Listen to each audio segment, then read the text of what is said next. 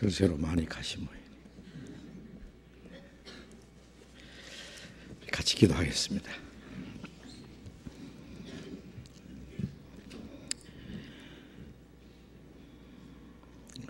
거룩하시고 자비로우신 우리 아버지 하나님, 우리의 영혼을 사랑하시고 영원한 멸망 가운데서 우리를 구원해 주시고 하나님의 거룩한 자녀로 삼아주시며 영원한 하나님 나라에 들어갈 수 있는 영광스러운 소망을 주신 그 크신 은혜를 인하여 진심으로 감사와 찬송과 영광을 우리 아버지 하나님께 돌립니다. 주님의 피로 구수함을 받은 저희들, 하나님께서 허락하신 우리의 육체의 남은 때에 오직 하나님의 뜻과 영광을 위해서, 또 주님께서 우리에게 하라고 맡기신 거룩한 역사를 위해서 살아갈 수 있도록 인도해 주신 주님 감사합니다. 우리의 마음과 생각 모두 주님이 다스려 주시고 우리의 남은 삶을 주님이 친히 주장하시고 인도해 주셔서 행여나 우리의 발걸음이 주님의 길을 떠나지 않도록 우리의 육신의 소욕을 따라 행치 아니하고 이 세상 헛된 것에 마음이 빼앗기지 않도록 인도해 주시옵소서. 이 시간 우리가 또 함께 모여서 말씀을 배울 수 있도록 인도해 주신 주님, 때를 따라 우리에게 필요한 말씀을 주시고 우리의 행할 길을 가르쳐 주시는 주님, 우리에게 필요한 말씀을 주시고 또 하나님의 거룩하신 뜻을 분별할 수 있는 지혜를 주시고 우리의 마땅히 행할 이 길을 더욱 가르쳐 주시옵소서. 이 시간 함께 참여하지 못한 형제 자매들, 또 먼 길을 떠나서 여행 중에 있는 형제 자매들 모두 주님이 지켜주시고 주님 안에서 항상 보호하심과 다스림과 인도하심을 받을 수 있도록 어느 곳에 있든지 주님이 주시는 그 사랑과 소망과 진리의 말씀을 주변에 있는 이뤄진 영혼들에게 나타내 보일 수 있도록 주님께서 친히 인도해 주시옵소서. 이 시간 주 성령님께서 친히 우리의 마음과 생각 모두 인도해 주시기를 간절히 의지하면서 주 예수님 이름으로 기도드렸습니다. 아멘.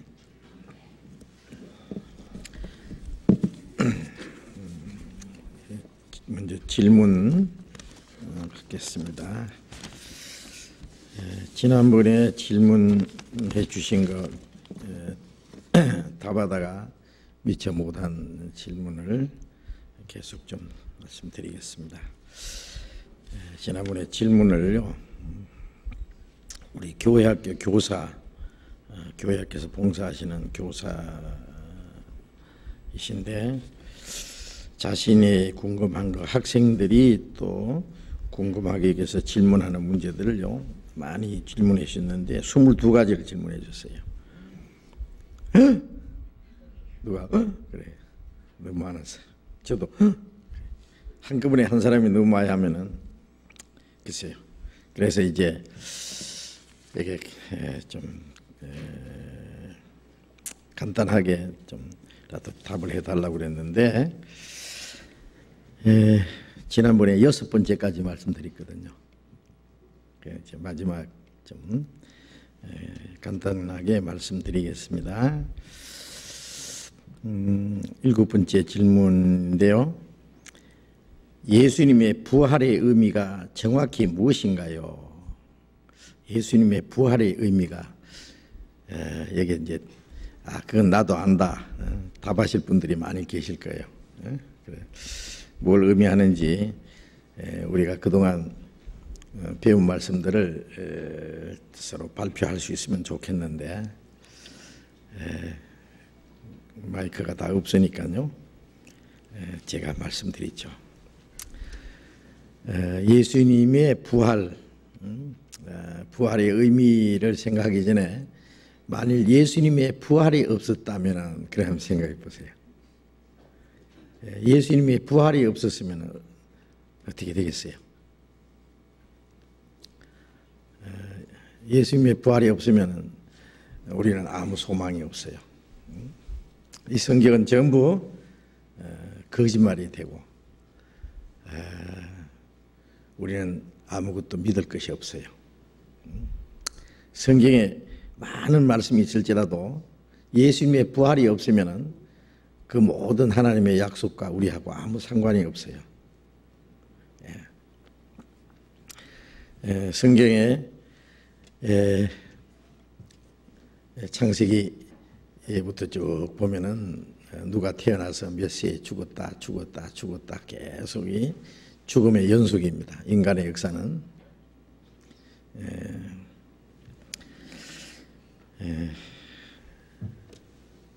하나님이 아담에게 너는 흙이니 흙으로 돌아가리라. 죽음이라는 것은 이 죄값으로 주어진 겁니다. 한 사람으로 말미암아 죄가 세상에 들어오고 죄로 말미암아 사망에 왔다.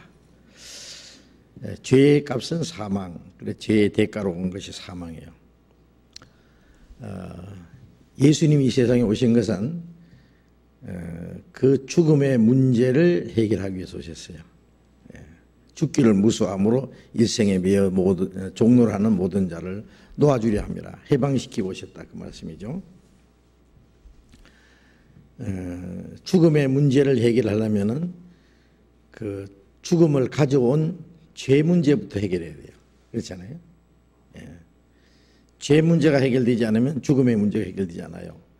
어떤 사람이 죄 때문에 감옥에 들어갔다면 그 죄 문제가 해결되지 않으면 감옥에서 나올 수 없어요. 죄가 해결되지 않은 데서 감옥에서 나오게 한다면 그거는 뭔가 잘못된 거예요. 공의롭지 못한 거예요. 하나님은 공의로운 하나님이기 때문에 죄를 그대로 두시고 우리를 구원할 수는 없어요. 그러니까 죄 문제를 먼저 해결하셔야 되죠. 그래서 죄인을 구원하러 오셨다는 말씀이나 그 죄인이 지은 그 죄를 없이하러 오셨다. 그래서 디모데전서 1장 15절에는 그리스도 예수께서 죄인을 구원하러 오셨다. 그리고 요한일서 5장 3절에는 3장 5절에는 우리 죄를 없이하러 오셨다. 같은 말이죠. 그래서 그 사망에 쏘는 것은 죄요. 죄의 권능은 율법이라. 죄를 죄되게 한 것은 율법이에요. 죄를 죄로 정죄하는 것은 율법이에요. 그래서 그 죄의 권능은 율법이라. 사망에 쏘는 것은 죄. 사망을 우리에게 가져오는 그 원인은 죄다.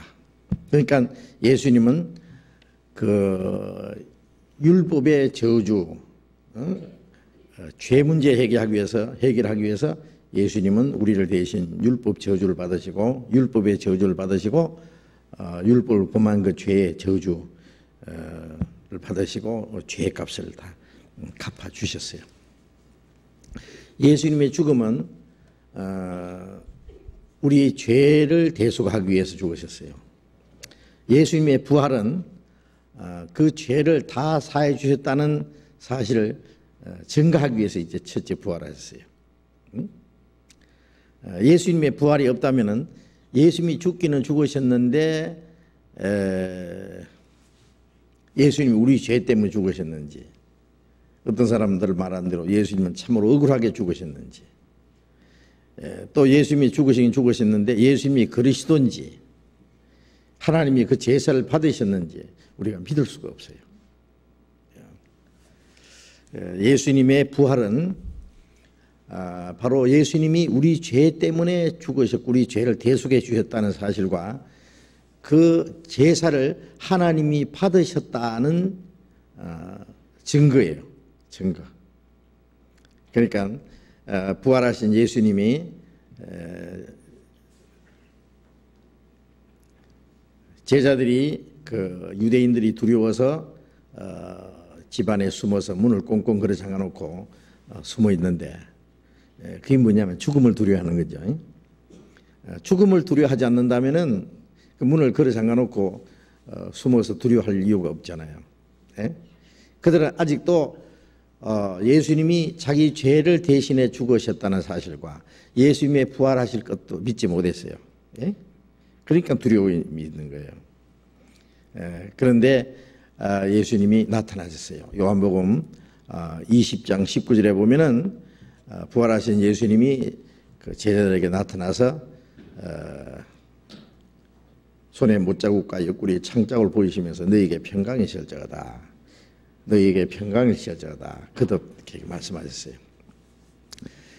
부활하신 예수님은 손에 못자국과 창자국을 보이신 것은 내가 너희 때문에 죽었다. 그리고 너희 죄를 사했다. 예수님이 여러 번 살아계실 때 말씀하셨거든요. 내가 세상에 온 것은 섬김 받으러 온 것이 아니라 도리어 섬기려 하고 많은 사람의 대속물로 목숨을 주려 함이라고 말씀하셨고, 예수님께서 죽으심으로 죄를 대속해 주실 것을 여러 차례 말씀하셨어요. 그리고 다시 살아나실 것도 3일 만에 살아나실 것도 말씀하셨지만은 제 아들은 그 모든 것을 믿지 못했어요. 예수님이 죽으실 것도 믿지 못했고 예수님이 임금되리라고 생각했으니까요. 예수님의 부활하실 것은 더 못 믿었어요. 그래서 내가 너희가 말한 대로 내가 죽었다. 못 박혔지 않았냐. 그것은 너희 죄를 사한다고 약속한 대로 너희 죄를 사했다. 내가 이렇게 살아난 것이 그 증거다. 그러니까 너희는 이제 평강이 있을지어다.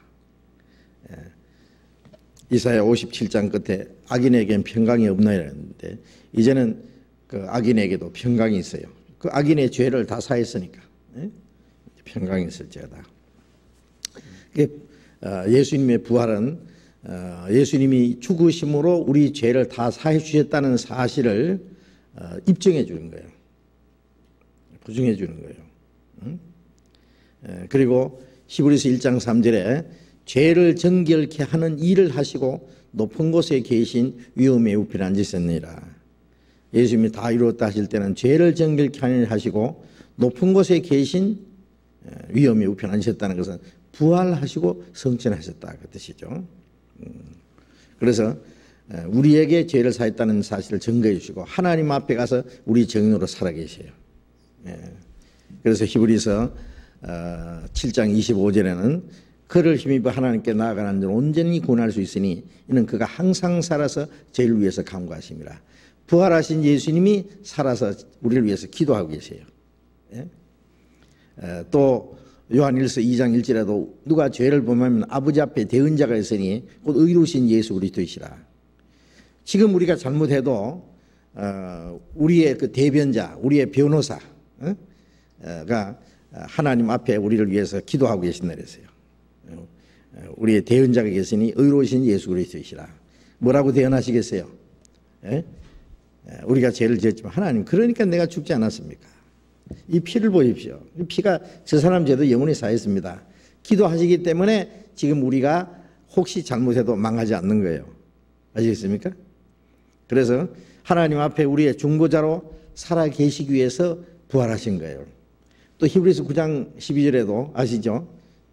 같이 읽어볼까요? 히브리서 9장 12절. 염소와 송아지의 피로 아니하고 오직 자기 피로 영원한 속죄를 이루사 단번에 성소에 들어가셨느니라. 영원한 속죄를 이루실 뿐 아니라 단번에 성소에, 성소는 하나님 하늘 성소입니다. 성천하셨다고 말해요. 하늘 성소에 들어가셨느니라. 그래서 지금도 살아계시면서 기도하고 계세요. 그래서 욥기 19장 25절에 보면은 나의 구속자가 살아계시니 그가 후일에 땅에 서실 것이라. 내가 알기로에는 나의 구속자가 살아계시니 그가 후일에 땅에 서실 것이다. 다시 재림하실 것이다 그 말이죠. 그래서 지금 우리의 구속자가 하나님 앞에 살아계셔요. 중보자로 살아계셔요. 우리의 대언자. 자, 그래서 우리의 중보자가 되시기 위해서 살아나신 거예요. 그리고 또 로마서 4장 25절에는 예수는 우리 범죄함을 위하여 내어줌이 되고 또한 우리를 의롭다 하심을 위하여 살아나셨느니라 그랬잖아요. 예수님이 죽으신 것은 우리 범죄함, 그 죄를 대속하기 위해서 죽으셨고, 살아나신 것은 우리를 의롭다 하기 위해서 살아나셨다. 예수님의 죽으심은 아담의 그 죄의 운명의 마지막이에요. 그래서 예수님 죽음으로 끝났어요. 그래서 고린도전서 15장에 첫 아담, 예수님 마지막 아담, 예수님이 죽으심으로 아담의 운명이 끝났어요. 죄의 운명이. 그 다음에 예수님의 부활하심으로 둘째 아담이 됐어요. 둘째 아담, 마지막 아담이라는 말씀도 있고 둘째 아담이라는 말씀. 첫 아담은 죄인이요, 둘째 아담 예수님은 의인이에요. 그래서 의롭다 하심으로 해서 살아나셨다는 것은 예수님의 죽으심으로 우리 죄를 대속했고, 부활하심으로 믿을 증거를 주신 거예요. 믿어야만 우리가 의롭다함 받을 수 있거든요. 믿으려면 예수님이 부활하셔야 우리가 믿을 수 있어요. 예수님이 부활하지 않으면 한 사람도 믿을 수 없어요. 제자들도 아무도 안 믿어요. 누가 믿을 겁니까? 한 사람도 안 믿어요. 그래서 사도행전 17장을 봅시다. 17장. 사도행전 17장 31절. 사도행전 17장 31절 같이 읽어봅시다. 이는 정하신 사람으로 하여금 천하를 공의로 심판할 날을 작정하시고 이에 죄를 죽은 자 가운데서 다시 살리신 것으로 모든 사람에게 믿을 만한 증거를 주었습니다. 이에 죄를 죽은 자 가운데서 다시 살리신 것으로 모든 사람에게 믿을 만한 증거를 주었습니다. 살아나심으로써 모든 사람에게 믿을 증거를 주신 거예요. 증거.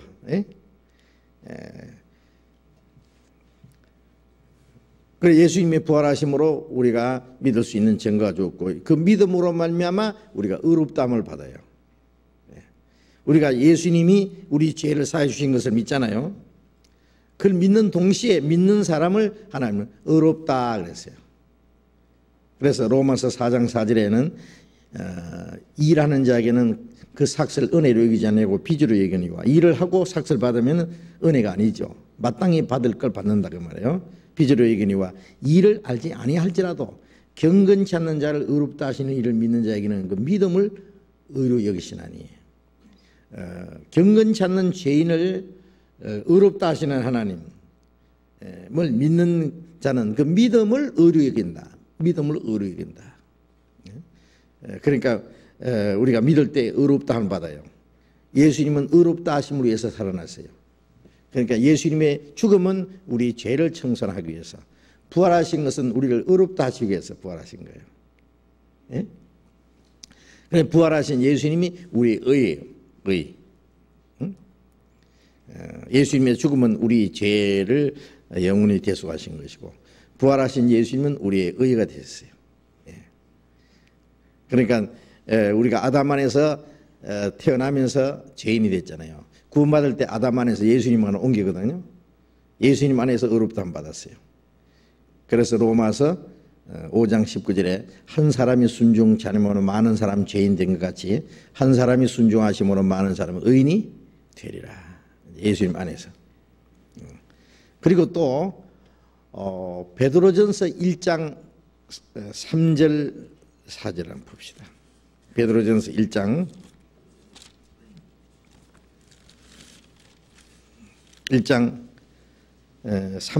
3절만 보겠습니다.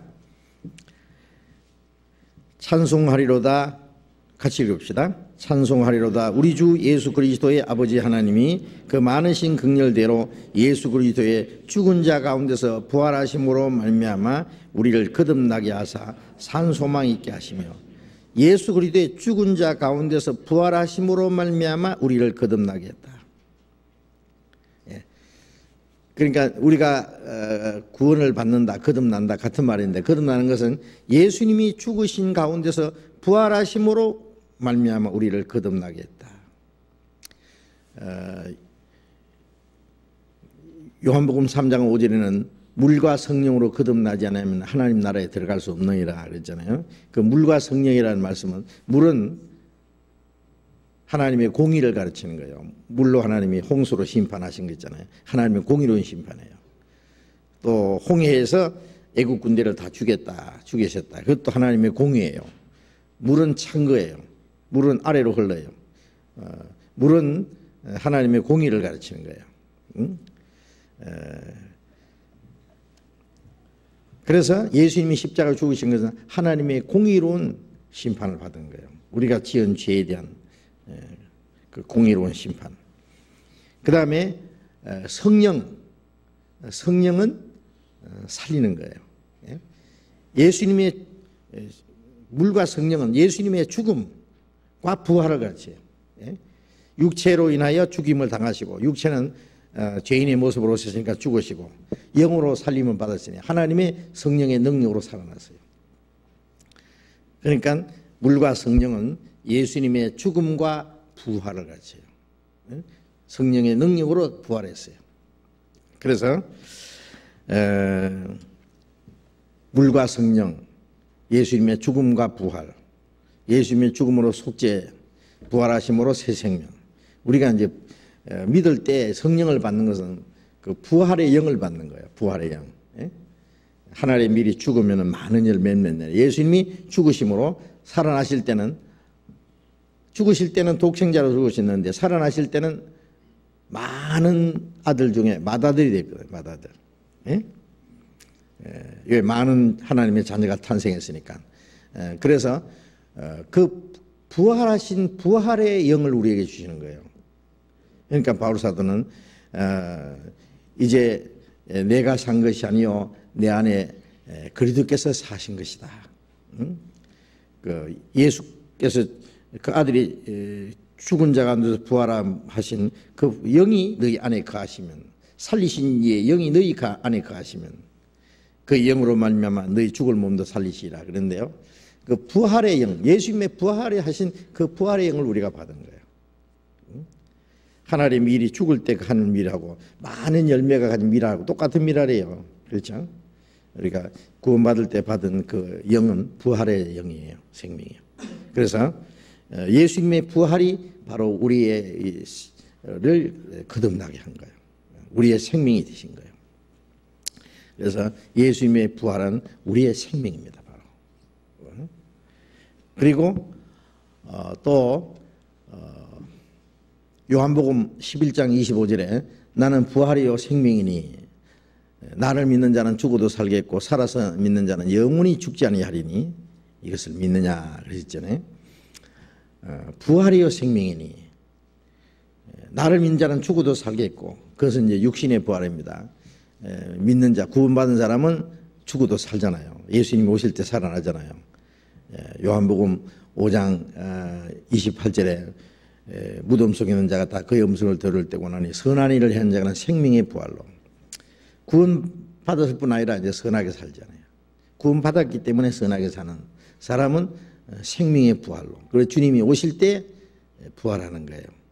그러니까 나를 믿는 자는 죽어도 살겠고, 그 육신의 부활을 가르치고 살아서 믿는 자는 영원히 죽지 아니하리라. 그거는 우리의 영을 가르쳐요. 구원받을 때 우리의 영이 살아났어요. 죄와 허물로 죽었던 영이 살아났어요. 그 영은 영원히 죽지 않아요. 육신은 죽어도 살고 우리의 영은 영원히 죽지 않아요. 그러니까 그 예수님의 부활은 우리의 영을 살리실 뿐 아니라 우리의 육신까지 부활시키겠다는 보증이에요. 보증. 그래서 고린도전서 15장은 부활장이라 그러는데, 예수님이 살아나지 않으셨으면 죽은 자의 부활도 없었을 것이다. 그러나 예수님이 죽은 자 가운데 부활하심으로 부활 죽은 자들이 첫 열매가 되셨다. 예수님이 첫 열매고, 이제 우리는 다음 열매로서 우리가 부활할 것에 대한 하나의 보증이요, 보증. 그래서 예수님이 재림하실 때 구원받고 살다가 죽은 사람들 다시 살아납니다. 그래서 예수님의 부활에는요 그런 많은 중요한 내용이 담겨 있어요. 그래서 속죄의 확정,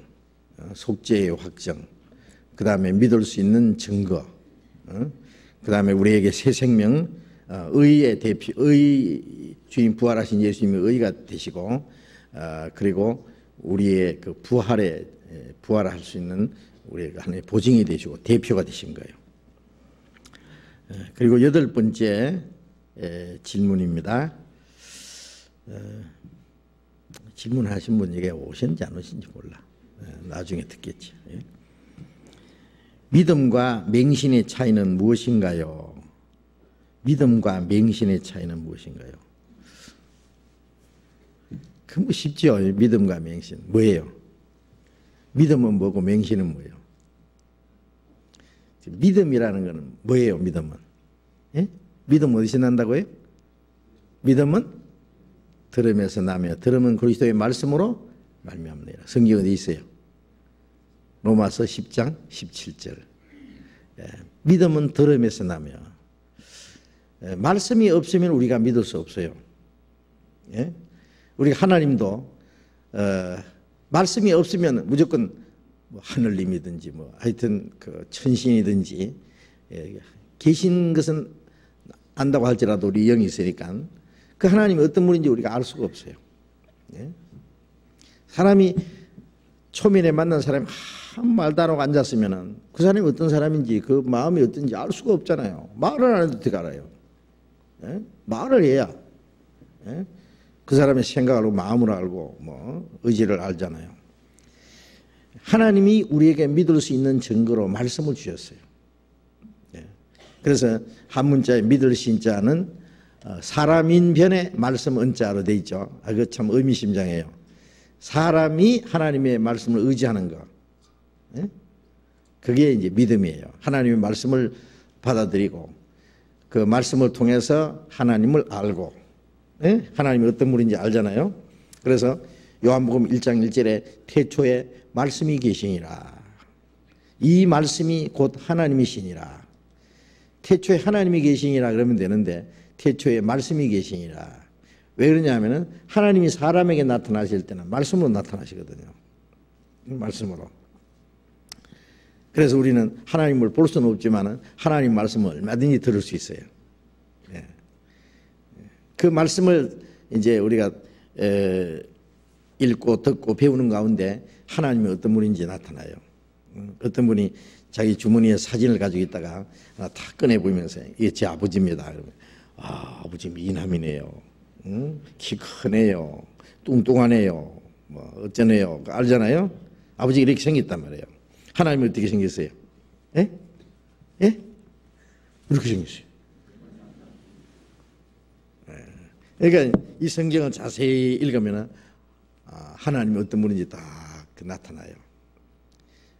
하나님은 얼마나 능력이 많고 얼마나 거룩하신 분이며 얼마나 영광스러운 분이고, 그 다음에 하나님 계획이 뭔지, 하나님의 약속이 뭔지, 하나님의 공의와 사랑이 무엇인지, 하나님이 우리를 구원하시기 위해서 무엇을 하셨는지, 그 하나님에 대한 모든 걸 알 수 있어요.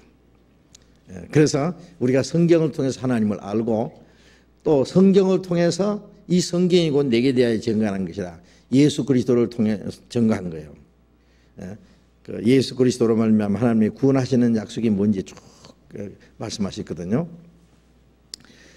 그래서 성경을 통해서 하나님을 알고 성경을 통해서 예수 그리스도로 말미암아 하나님이 우리를 구원하시는 은혜를 깨닫잖아요.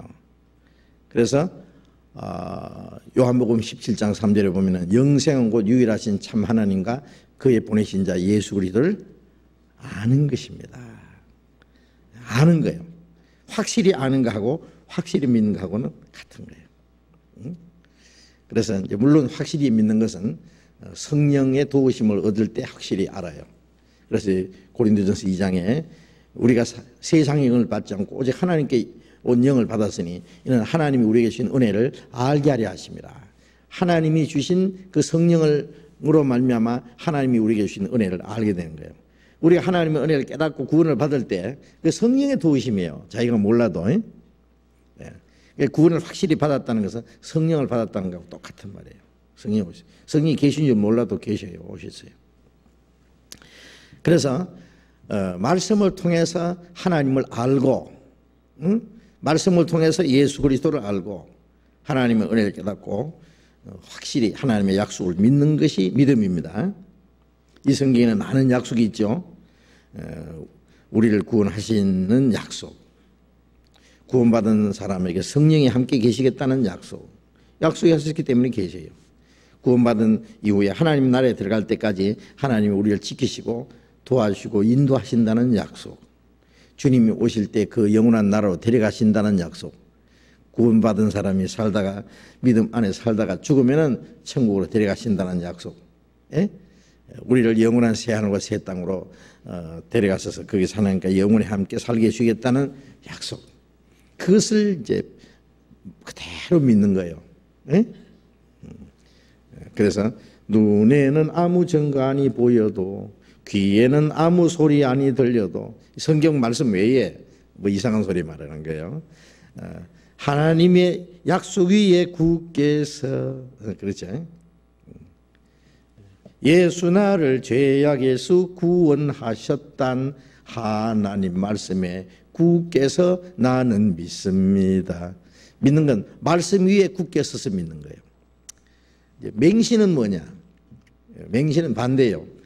말씀도 모르고 하나님도 올바로 모르고 하나님의 계획도 뜻도 모르고 하나님의 약속도 모르고 무턱대고 믿는 거예요.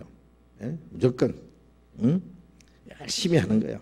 무턱대고 막 열심히 교회 다니고 열심히 기도하고 열심히 봉사하고 열심히 잘하면 가려고 하는 줄 알고, 그리고 또 어떤 사람 성신 받는다 그러면 막 가서 열심히 기도하다가 귀신 받고도 그게 성신인 줄 알고 이런 게 있잖아요. 그래서 다 무시해서 그런 거예요. 그래서 맹자라고 쓸 때요, 맹자가 뭐냐면은 이 망한다고 하는 망자 있잖아요. 망자 밑에다가 눈목자 쓰는 거예요. 눈이 망했어요. 눈물 맹자예요. 맹인칼 때 쓰는 맹자예요. 그러니까 성경은 캄캄한 사람이에요. 그게 그리고는 열심히 하는 그게 맹신이에요. 성경을 모르고 무턱대고 믿는다 그러고, 뭘 믿어 믿기는, 무조건 믿습니다. 뭘 믿어? 그게 이제 맹신이에요.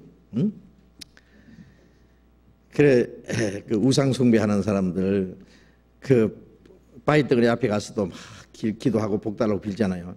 이제 그게 맹신이에요. 맹신이 미신이에요. 다 우상 숭배, 맹신이나 미신이나 우상 숭배나 다 그 같은 거예요. 같은 거예요. 성경을 모르기 때문에 무턱대고 열심히 하는 거, 하나님이 인정하지도 않는데 자기는 하나님이 잘 받아주실 것처럼 생각하고, 귀신 받고도 성신 받는 줄 알고 있고, 지옥 가면서도 천당 가는 줄 알고 있고, 그게 이제 맹신이라는 거예요. 맹신한다, 맹종한다 그러잖아요.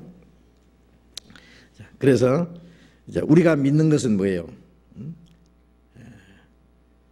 말씀을 믿는 겁니다.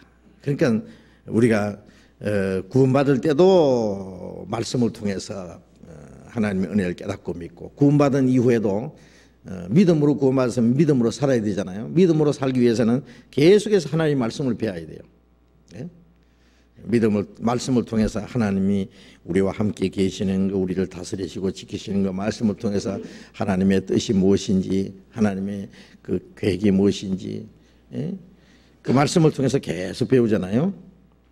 그래서 말씀을 계속 배우고 말씀의 뿌리를 받고, 뿌리 깊은 나무는요, 뿌리 깊은 나무 있잖아요. 그거는 태풍이 불어도 넘어지지 않아요. 그런데 뿌리는 깊지 않고 이렇게 위에만 너무 멋지게 이제 생긴 나무잖아요. 잘 분. 이거는 그냥 태풍이 한번 불면 뿌리까지 뽑혀서 날아가 버려요.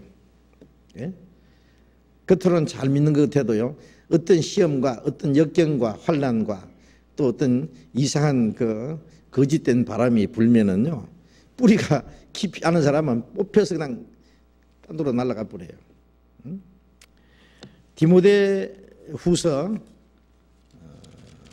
디모데후서 3장을 봅시다. 3장 13절 14절을 같이 읽읍시다. 디모데후서 3장 13절 14절 같이 읽어요. 악한 사람들과 속이는 자들은 더욱 악해져서 속이기도 하고 속기도 하나니 그러나 너는 배우고 확신한 일에 거하라. 네가 네게서 배운 것을 알며 되세요. 악한 자들과 속이는 자들을 속이도 하고 속기도 하고 그 거짓말의 두목은 누구예요? 예? 마귀잖아요. 예. 악한 자 마귀. 마귀는 속이는 자입니다. 속이는 자. 예? 에덴 동산에서 그래 하와도 속고 아담도 그게 속았어요. 속이기도 하고 속기도 하나니. 자, 이 세상에 사는 동안에 사람에게 말이에요. 사람에게 한 번도 안 속아본 사람 손 들어봐요. 속았어요? 안 속았어요? 예? 속은 일이 있어요? 없어요? 많지요? 속아서 마음고생도 하고 돈도 많이 손해보고 재산을 다 날린 사람도 있고요. 인생을 망친 사람도 있고 배신당한 사람도 있고요. 얼마나 많은 고통을 받고 손해를 보고 속이는 사람은 분명히 그게 뭐 어떤 이유가 있어요. 자기 유익을 위해서 남을 속여 먹어요. 거짓말하고. 그런데 이 세상에 속는 것은 뭐 좀 육신의 손해 보고 그리고 그건 끝날 때가 있지만은 이 영적으로 속으면은 영혼이 지옥이에요. 예? 예. 마귀에게 속아서 천당 가는 줄 알고 있다 지옥 가는 사람이 얼마나 많이 몰라요. 예. 만세부터 택했다고 구원받지 않은 사람도 천국 간다고 귀신 받았는데도 성신 받았다고 속이는 거예요. 속여요. 응? 속이기도 하고 속기도 하고 자기도 속고 자기도 남을 속이고 이 세상에는 속이고 속는 거기서 악순환 속에 살아. 그런데 이제 영적으로 속으면 진짜 큰일 나요. 우리가 구원받은 이후에도 잘못하면 속습니다. 근데 속지 않으려면 어떻게 되느냐. 그러나 너는 배우고 확신한 일에 거하라. 배우고 확신한 일에 거하라. 다른 말로는 배우고 깊이 믿는 일에 있어라 이렇게 되어 있어요. 배우고 믿는 믿음은 뿌리를 깊이 박은 거예요. 확실하는 거예요. 확실히 믿는 거. 약속이 있으니까 확실히 믿잖아요. 그 말씀을 배우지 못하고 알지 못하고 믿는 믿음은 그 확신하는 믿음이 아니에요. 다른 사람이 와서 흔들면 금방 흔들려요. 그 사람은 반드시 속아요. 하와가 뱀에게 속았을 때요. 하나님의 말씀을 확실히 몰랐어요. 하나님이 아담에게 너는 선악을 알게 한 나무 실과를 먹지 마라. 먹는 날에는 정령 죽으리라 했는데 마귀는 와서 그랬어요. 먹어라.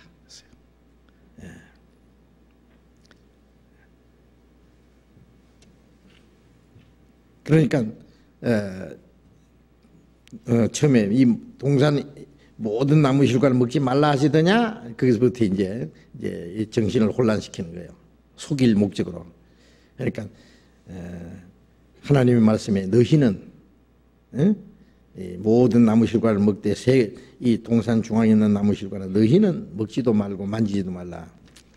너희는 말씀 안 했어요. 아담에게만 말씀했어요. 하와에는 말씀 안 했어요. 그러나 하와는 어떻게 되느냐. 아담에게 물어보고 하나님이 말씀하신 대로 아담이 시키는 대로 하면 돼요. 근데 너희들어 그랬어요. 그 자기 생각이에요. 먹지도 말고 만지지도 말라. 언제 만지지 말라 그랬어요. 죽을까 하노라. 언제 죽을까 하노라 그랬어요. 죽는다 그랬죠. 반드시 정령이 죽는다 그랬죠. 그러니까 이제 이 반신반의예요. 하나님 말씀을 희미하게 알아요. 알기는 아는데 희미하게 아니까 그게 확신이 없어요. 하나님 반드시 죽는다고 말씀했는데 죽을까 하노라. 그 마귀는 먹어라. 결코 죽지 아니하리라. 하나님의 말씀에 확신 없는 사람은 마귀가 반드시 시험을 해서 넘어뜨려요. 하나님 말씀에 확실히 쓰는 사람은 마귀가 시험 못하죠. 뭐 요지부동이니까 뭐 시험해봐야 안 흔들리니까 아야 이거 시험도 못해요. 하나님 말씀에 확신이 없는 사람, 성경을 배우기는 배우는데 희미하게 하는 사람, 저는 이제 언젠가 이제 마귀 밥이 돼요. 구원받은 후에도 하나님 말씀에 확신이 서 있지 않으면 신앙생활은 망치는 거예요. 구원받은 사람도 마귀에게 끌려갈 수 있어요. 생활은 속을 수 있어요. 그래서 성경을 알지 못하고 이제 덮어놓고 믿는다 그러잖아요. 어떤 사람 성경 뭐 그렇게 따지느냐고, 목사가 되려고 그래, 전도사가 되려고 그래, 뭘 성경을 그렇게 배우려고 하느냐고. 그럼 덮어놓고 믿기만 하면 되지. 열어놓고도 안 믿는데 덮어놓고 어떻게 믿어져요? 열어가지고 덮지 말고 열심히 배워야 돼요. 자, 믿음과 맹신의 차이를 아시죠? 그 다음에 다음 질문입니다. 담대함과 교만의 차이는 무엇인가요? 담대한 거하고 교만한 거하고, 이 질문의 그 의도를 좀 이제 짐작할 수 있습니다. 담대함하고 교만하고 이제 혼돈하는 수가 있어요. 어떤 사람은 자기 교만이 그게 담대한 건 줄 아는 사람이 있어요. 또 어떤 사람은 담대해야 될 때 가서 이게 교만인가 싶어서 담대하지 못하는 사람이 있어요. 이 담대함과 교만함에 이제 좀 혼돈을 하는 것 같은데요. 이 담대하다는 것은 막 조금도 두려움 없이 용감한 거 있잖아요. 그죠? 물러가지 않고, 어떤 짐승 앞에서도 물러가지 않는 사자처럼, 아주 담대히 당당하게 나가는 게 있잖아요. 우리 구원받은 사람이에요. 하나님을 믿는 사람이에요. 하나님의 약속을 믿고 하나님의 능력을 믿고 하나님의 도우심을 믿는 사람은 담대할 수 있잖아요. 마귀를 행해서도 담대히 나갈 수 있고, 어떤 환난과 시험이 닥쳐도 두려워하지 않고 담대히, 온 세상 사람이 다 나를 대적하기 일어나도 두려워하지 않고 담대히 나갈 수 있잖아요. 하나님이 나와 함께 계신다는 걸 믿고 하나님의 약속을 믿는다면 담대할 수 있죠. 다윗이 말이요, 골리앗을 향해서 나갈 때요, 골리앗은 거인이요, 손가락도 막 6개씩, 발가락도 6개씩, 거인이요. 아마 요즘에 그런 거인 나타나면 다 기절할 거예요, 사람들이. 그런데 다윗은 양치는 목동이요. 8아들 중에 막내, 귀염둥이 막내, 형들 전쟁에 통해 갔는데 그 심부름, 아버지 심부름을 갔다가 그 골리앗이 소리 지르는 거 봤어요. 그래서 이제 골리앗을 향해서 나갔잖아요. 골리앗이 소리 지다가 뭐 애가 하나 뭐 지팡이 들고 달랑달랑 나오니까, 아가 너 뭐하러 오냐 그랬죠. 야 임마, 오늘 너 죽이려고 온다. 골리앗이 꼬마가 오는구나. 아이고 저놈들 이제 사람이 하도 없어서 저런 꼬마를 보내느냐. 그런데 저놈 당돌하기는 조그만 놈이, 여놈아 오늘 내 너를 쫙쫙 찢어가지고 공중에 3개 밥으로 주겠다. 다시 뭐라 했어요? 이놈아, 니는 칼과 창과 단창으로 나오지만은 나는 네가 모두 가는 하나님의 이름으로 나간다. 하나님의 싸움은, 전쟁은 칼이나 창이 있지 않은 것을 내가 너에게 알게 하겠다. 그 새총 비슷한 게 있어요. 옛날에 돌멩이 딱 넣어가지고, 그 물매에 딱 넣어가지고 이래 돌렸어요. 골리앗이 뭐 하는 것이 이래 보는데, 골리앗이 다윗이 탁 던지니까 돌멩이가 그냥 날아가서 골리앗 이마에 박혀버렸잖아요. 지가 아무리 큰 놈이라도 이 돌멩이가 이마에 박히는데 어떻게 했는데 뒤로 나가 자빠진 거예요. 어째서 그랬을까요? 다윗은 하나님이 같이 계신다는 걸 믿으니까요. 골리앗 앞에서 다윗은 아무것도 아니지만은 하나님 앞에서는 요거 골리앗 이거 뭐 하나님이 골리앗 죽이려면 이 하나 톡 죽이는 것처럼 문제 없거든요. 이놈아 하나님 능력으로 나간다. 하나님 너 오늘 죽여버리기도 하나요? 돌멩이는 다시 던지지만 돌멩이 운전수는 누구예요? 그냥 정통으로 이마에 박히도록 하나님 했잖아요. 그냥 쫓아가서 골리앗 칼 뺏어가지고 막 목 탁 잘랐어요. 자, 그 다윗이 얼마나 탐대요. 하나님의 능력과 하나님의 약속, 하나님 믿는 자에게 같이 계신다는 그 하나님의 말씀을 믿은 겁니다. 자, 시편 27편을 한번 봅시다. 시편 27편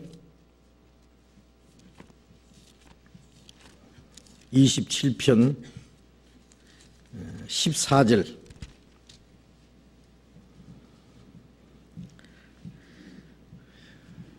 같이 읽어봅시다. 너는 여호와를 바랄지어다. 강하고 담대하여 여호와를 바랄지어다. 하나님을 바랄지어다. 하나님의 능력 도우심을 믿고 나갈 때에요, 강하고 담대하라. 여호와를 바랄지어다. 여호와를 바랄지어다. 하나님의 능력을 의지하고 하나님의 능력을 믿고 나갈 때에 강하고 담대할 수 있죠. 60장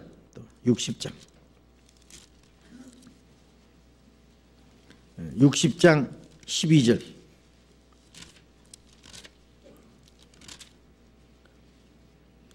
같이 읽어봅시다. 우리가 하나님을 의지하고 용감히 행하리니 저는 우리의 대적을 밟으실 자이심이니이다. 하나님을 의지하고 용감히 행하리니 저는 우리의 대적을 밟으실 자이심이라. 하나님을 의지하고 용감히 나가면은 하나님이 우리 대적을 하나님의 발로 밟아버리는 거예요. 예. 자, 그러니까 담대함이라는 건 하나님의 능력을 의지하고 나가는 겁니다. 하나님의 능력과 하나님의 약속을 의지하고 나가는 거예요. 또 31편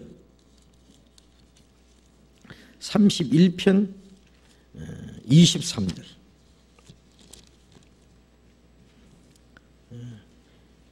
31편 23절 같이 읽어봅시다.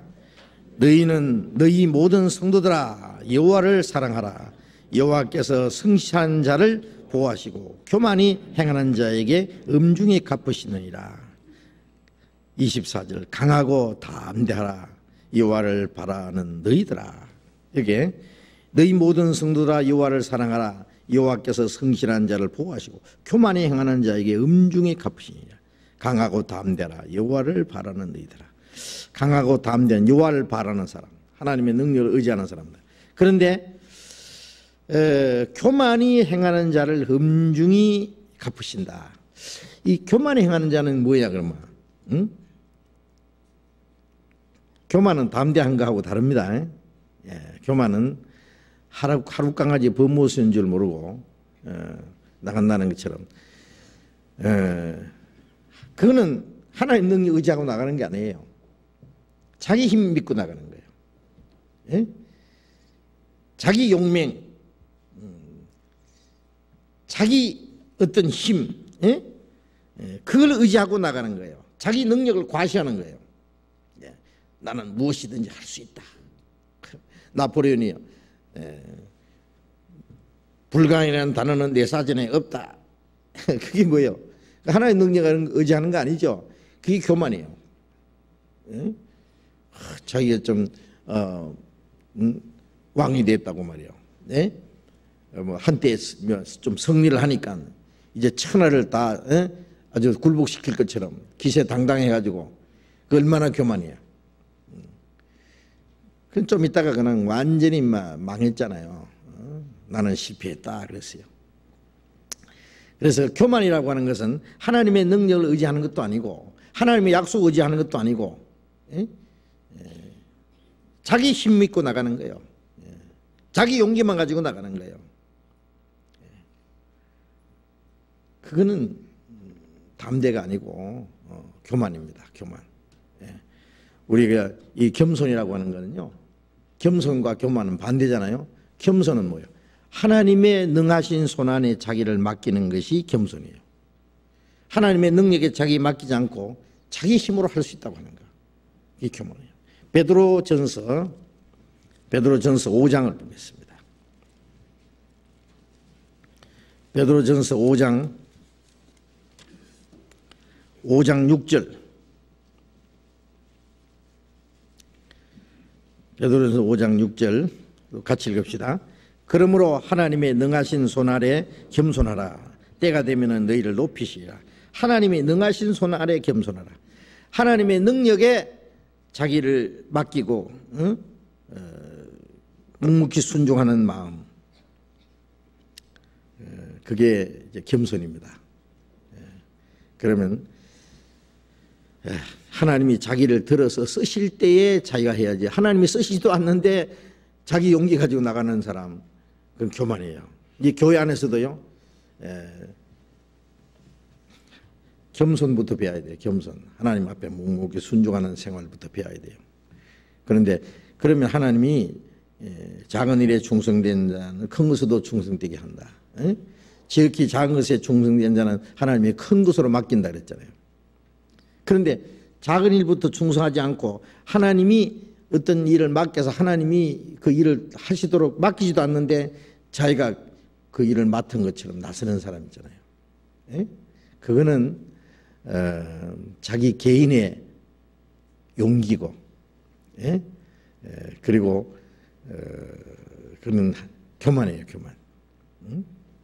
그래서 하나님의 능하신 손 안에서 겸손하라. 때가 되면은 너희를 높이시라. 때가 되면은 하나님이 들어서 쓰실 것이다.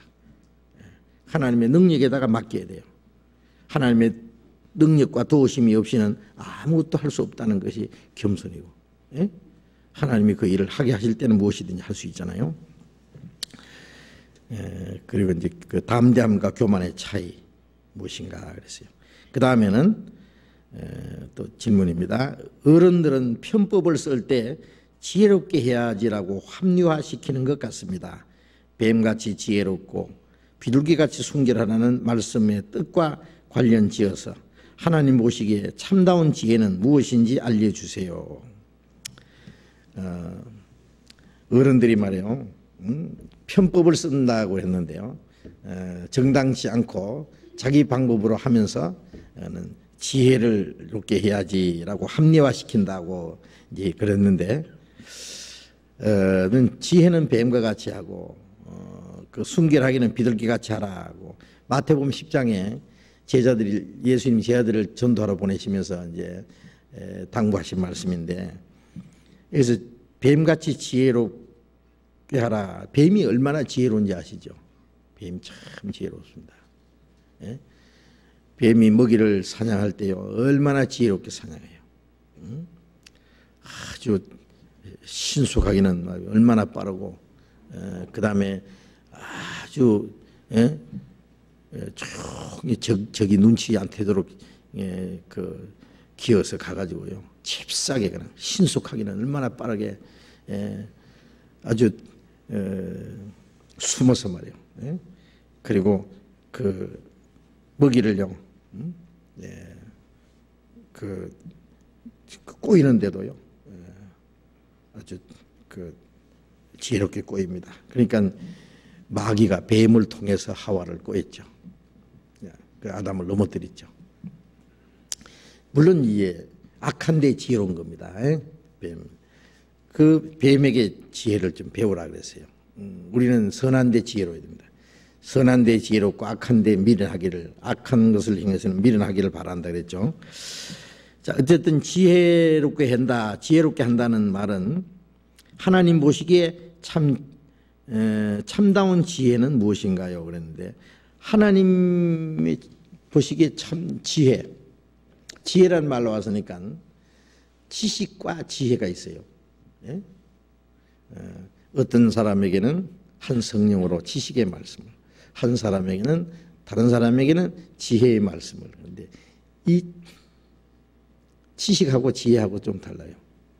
지식은 많이 아는 게 지식이에요. 지혜는 그 지식을 잘 활용하는 게 지혜예요. 좀 다르죠? 어떤 사람은 지식은 있어도 지혜가 없는 사람이 있어요. 그러니까 물론 지혜로우려면 지식도 있어야 돼요. 그 지식을 있어야 잘 활용해요. 예를 들면 돈을 많이 가졌다 하는 거하고 돈을 잘 사용한다는 건 다른 문제잖아요. 돈을 한만 많이 가지고 있어도 그걸 사용할 줄 모르면 그 가치가 없는 거예요. 돈은 잘 사용해야 그 가치가 있는 거지. 돈만 그 쌓아놓으면 뭐예요? 지식을 많이 가지고 있다는, 돈을 많이 가지고 있다는 건 한 가지예요. 그 지식을 잘 사용하는 게 그게 지혜예요. 지혜. 그러니까 우리가 성경을 많이 배우는 거 지식입니다. 그 성경 말씀을 우리 생활 속에 잘 연결시키는 거, 하나님의 뜻을 분별하는 게 지혜예요. 성경을 잘 배워가지고 거기서 하나님의 뜻이 무엇인지를 분별하고 그 뜻을 따라 사는 것이 지혜예요. 그러니까 에베소서 5장에 너희가 어리석은 자가 되지 말고 지혜로운 자가 되어서 하나님의 뜻이 무엇인가 이해하라. 마땅히 어떻게 행할 것을 알아서 지혜롭게 행하라. 그 하나님의 뜻을 분별하고 그 마땅히 행할 것을 알아서 행하는 것이 그게 지혜입니다. 그래서 때와 경우에 따라서 적절한 말과 행동을 하는 거, 그 지혜예요. 어떤 때에 그 적절한 말, 그 말이랑 참 중요하잖아요. 말 한마디가 얼마나 귀합니까? 지혜로운 입술은 어떤 금이나 그 진주보다도 귀하다 그랬어요. 그 지혜로운 입은 어떤 세상의 보화와 비교할 수 없이 귀한 것이고 그 지혜, 그 지혜가 지옥 갈 영혼을 살리기도, 죽게 된 사람을 살리기도, 그 지혜. 그 전도서에 보면은 어떤 한 가난한 지혜자가 있는데 그 지혜로 성을 구원했다 그랬어요. 그런데 그 가난한 지혜자를 기억하는 사람이 없다. 지혜가 힘보다 낫다마는 가난한 자의 지혜가 멸시를 받고 그 말이 신청하지 않는다. 그런데 아주 가난하고 천한 사람이 그 지혜로 그 성을 구원했는데, 한 성을 구원했는데 그 지혜자를 아무도 기억하는 사람이 없다. 지혜로 성을 구원할 수도 있어요. 그 임금이 지혜로우면은 그 나라가 잘 살겠죠. 임금이 미련하면은 나라가 망해요. 뭐 개인이나 가정이나 다 마찬가지입니다. 이 지혜라고 하는 것은 그 자기의 생애를 풍부하게 만들어요. 미련한 건 스스로 멸망합니다. 하나님의 지혜는 우리가 구원받는 것도 지혜입니다. 네가 어려서부터 성경을 알아나니 이 성경은 너희 너로 하여금 그리스도 예수 안에 있는 믿음으로 구원에 이르는 지혜가 있게 하니라. 그 디모데후서 3장 15절 말씀에 그랬어요. 구원에 이르는 지혜. 이것도 지혜죠. 그 다음에 구원받은 이후에 마땅히 어떻게 살아가는 거, 하나님 뜻대로 따라 살아가는 거, 그 지혜예요. 그러니까 야고보서 1장에 보면 지혜가 부족하거든 후히 주시고 꾸짖지 아니하는 하나님께 구하라. 그리하면 주시리라. 우리가 살아가는데 하나님 나는 너무 지혜가 부족합니다. 나는 너무 미련합니다. 하나님 지혜를 주십시오. 그 지혜를 구하면 하나님 주신다 그랬어요. 꾸짖지 않는 하나님이 주신다 그랬어요. 다윗이 죽은 후에 그 아들 솔로몬이 왕이 됐어요. 그런데 다윗은 많은 그 백성을 잘 다스리는데 자기는 아직도 나이도 어리고 이 많은 백성을 어떻게 다스릴 수가 없어요. 하나님께 간절히 기도했어요. 하나님이 이 솔로몬에게 그랬어요. 솔로몬아, 내가 네게 무엇을 주랴 그랬어요. 하나님 지혜를 주십시오. 내가 이 많은 백성을 어떻게 다스릴 수 있습니까? 공의롭게 올바로 재판할 수 있도록 지혜를 주십시오. 그 기도가 하나님의 마음에 맞았어요. 네가 부귀나 영광도 구하지 않고 원수를 멸하는 것도 구하지 않고 이 백성을 다스리기 위해서 지혜를 구했으니 내가 지혜를 주는데 세상에 앞으로도 전에도 없었고 앞으로도 너같이 지혜로운 자는 없을 게다. 그리고 네가 구하지 않은 부와 명예와 모든 것까지 주리라. 그러니까 솔로몬보다 지혜로운 자가 없어요. 예수님 말고 이 땅에 솔로몬만큼 지혜로운 자가 없었고 그 솔로몬이 그 전도서 잠언 아가 이렇게 썼잖아요. 그 잠언은 지혜서입니다. 지혜. 지혜를 많이 얻으려면 기도만 할 것이 아니라 잠언을 많이 읽어요. 잠언 31장으로 되어 있죠. 하루에 한 장씩 읽으면 31일 되는데 다 읽을 수 있어요. 그 잠언을 잘 알고 그것을 배우면 지혜로워져요. 예? 지혜를 얻으려면 이제 기도도 많이 할 뿐 아니라 성경도 많이 배워야 돼요. 예, 그래서 그 지혜를 얻으라. 지혜를 사랑하라. 그러면 지혜가 너를 보호하리라. 예? 예, 지혜를 얻으면 지혜가 너를 영화롭게 하리라. 예, 지혜를 사랑하면 지혜가 너를 보호한다 그랬어요. 지혜 반대는 안지혜, 미련한 거예요. 성경 모르는 거, 하나님의 뜻을 모르는 게 이제 그 미련한 거예요. 응? 미련한 거. 그래서 그 미련한 자는 자기 의사를 드러내기만 좋아하느니라. 그 잠언 18장 1절에 보면은 무리에서 스스로 나는 자는 자기 소욕을 따랐잖아. 온갖 참 지혜를 배척하느니라. 미련한 자는 지혜의 교훈을 받지 않고 자기 의사를 드러내기만, 자기 생각을 드러내는 거, 예? 자기 생각, 자기 꾀, 예? 자기 수단 방법, 그게 의지하는 게 미련한 거예요. 그래서 그 성경 말씀에 매일 적절히 그 성경을 알고 하나님 뜻을 분별해서 말하고 하나님 말씀을 하는 것 같이, 그리고 하나님의 뜻을 따라서 적절하게 그 어떤 사건에 따라서 아주 지혜롭게 그 하나님 말씀을 잘 그 아주 말과 행동을 하는 게 지혜인데, 자기 수단 방법, 예? 자기 생각, 그걸 의지하는 것은 지혜가 아니고 꾀입니다. 꾀. 그건 자기 꾀에 넘어진단 말이죠. 하나님의 지혜를 기뻐하지 않고 자기 의사, 자기 생각을 드러내길 좋아하는, 그거는 지혜가 아닙니다. 그 다음에 이제 다음 질문인데, 성경이 사실이라는 증거가 있어도 왜 믿기가 어려운 걸까요? 성경이 사실이라는 증거가 있어도 왜 믿기가 어려운 걸까요? 성경이 사실이라는 걸 많이 증거하잖아요. 성경은 창조의 사실이고 과학적인 사실이고, 누가 성경을 비과학이라고 합니까? 성경이 얼마나 과학적인데요. 과학이라고 하는 것은 사람들이 지금까지 알아내서 지금 발표하는 거, 그런 게 과학이고요. 그 과학이라는 게 얼마나 불완전한 건지 알아요? 그러니까 과학은 점점 더 발전해 가는 거예요. 전에 과학이라고 했던 게 지나면 비과학이 돼요. 그래서 하나님은 과학자입니다. 예? 하나님은 모든 만물을 창조하시고 모든 원리를 창조하시고 다스리는 분이에요. 하나님 과학자 아닙니까? 예? 하나님은 우주 과학자예요. 그런데 사람들이 뭐 자기 과학을 가지고 하나님의 과학을 무시할 수 있어요? 성경은 아주 과학적입니다. 과학적인 사실, 또 역사적인 사실, 과거, 현재, 미래, 성경과 역사가 일치되는 것을 보면은 이 성경이 사실이고 진리고 하나님 말씀이라는 걸 믿을 수 있다 그랬잖아요. 또 눈에 보이지 않는 영적 사실, 영원한 사실, 그 성경의 사실이라는 걸 많이 증거를 합니다. 그걸 이제 알게 되면은 믿게 돼요.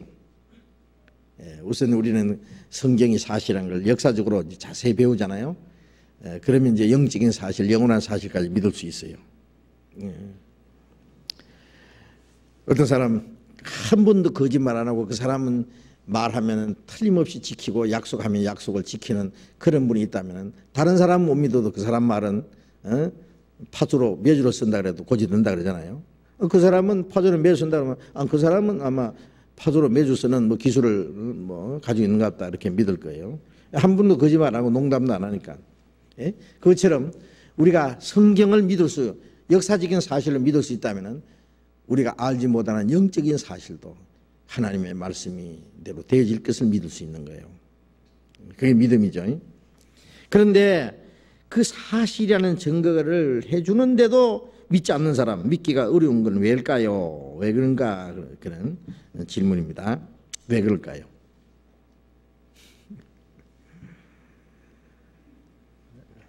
왜 그래요? 일부러 안 믿으려고 하는 거지 뭐. 예? 로마서 1장을 봅시다. 로마서 1장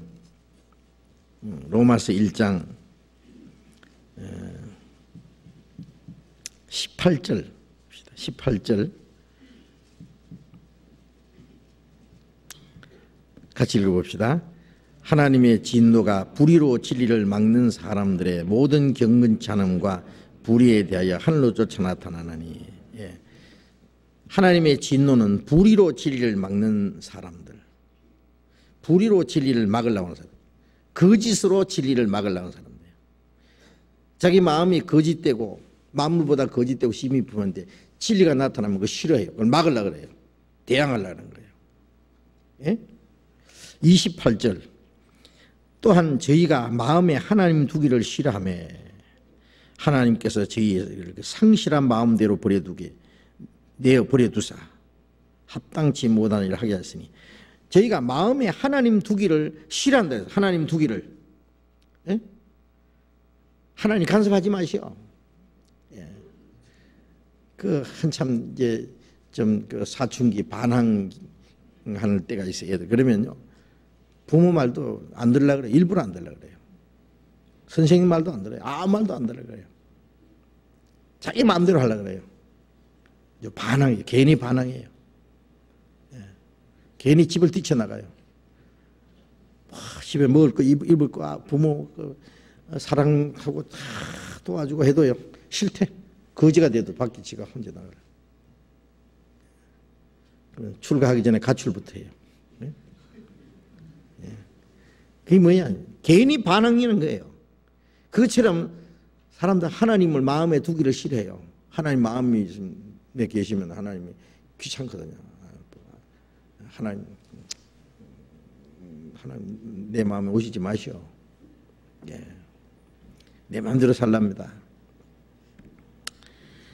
그래서 이제 하나님 오냐 네 마음대로 살아봐라. 예.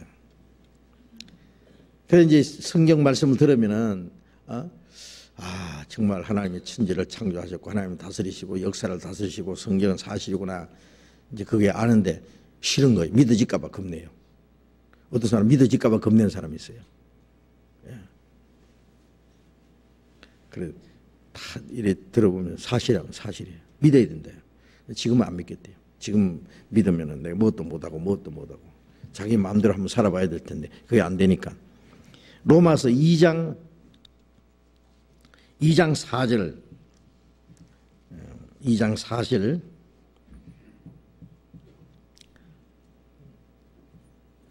4절 5절 같이 읽어봅시다. 혹 네가 하나님의 인자하심이 너를 인도하여 회개하심을 알지 못하여 그의 인자하심과 용납하심과 길이 참으심의 풍성함을 멸시하느뇨. 다만 네 고집과 회개치 아니하는 마음을 따라 진노의 날 곧 하나님의 의로우신 판단이 나타나는 그날에 임할 진노를 네게 쌓는도다. 네가 하나님의 인자하심이 너를 인도하여 회개케 하심을 알지 못하여 그 인자하심과 용납하심과 길이 참으심의 풍성함을 멸시하느뇨. 하나님은 인자라는 건 불쌍이라는 겁니다. 그 하나님 인자하심이 너를 인도하여 회개케 하심을, 하나님은 인자하심으로 사람을 인도해서 회개케 해서 구원받게 하시려고 노력하시는데 그 인자하심과 용납하심과 길이 참으심의 풍성함을 멸시하는 거예요. 멸시하는 거예요. 부모는 집을 나간 자식에 돌아오라는데 안 돌아와요. 내가 뭐 때문에 돌아가? 내 마음대로 살 텐데. 아이고 부모 밑에 사는 거 이제 지겨워. 내 마음대로 살아야 돼. 응? 그 사랑과 용납하시는 걸 풍성한 은혜를 멸시합니다. 다만 네 고집과 회개치 않은 마음을 따라. 고집. 하나님께 돌아오기를 싫어요. 고집이요. 얼마나 고집이 센지요. 예? 회개치 않는 마음을 따라 진노의 날 곧 하나님의 의로우신 판단이 나타나는 그날에 이 말 진노를 네게 쌓는도다. 그래서 하나님의 진노와 심판을 자기 머리 위에 쌓아요. 고의로 안 믿는 사람 많아요. 어떤 사람 몰라서 못 믿는 사람도 있지만은 알고도 안 믿는 사람들도 많아요. 우리 전도 집회 할 때 참석하면은요, 야, 그거 인정해요 속으로. 대체 성경이 진리고 사실이구나, 믿어야 되겠구나. 그러면서 안 믿어. 마음에 거부반을 일으켜 반항해요. 나 지금 안 믿는다. 안 믿을 구실을 만들려고 그래요. 마귀는 그래. 야, 믿지 마. 믿어도 지금 믿으면 네 손해야. 천천히 믿어. 차차로 믿어. 차차 마귀 있잖아요. 차차 그러다가 지옥에 톡 세내면 되거든요. 응? 그래가지고 하나님이 자기 마음대로 살라고 하는 생활을 방해하는 분이라고 생각해요. 네? 그래서 괜히 이제 반항해. 마귀가 믿지 못하게 이제 방해해요. 요한복음 3장.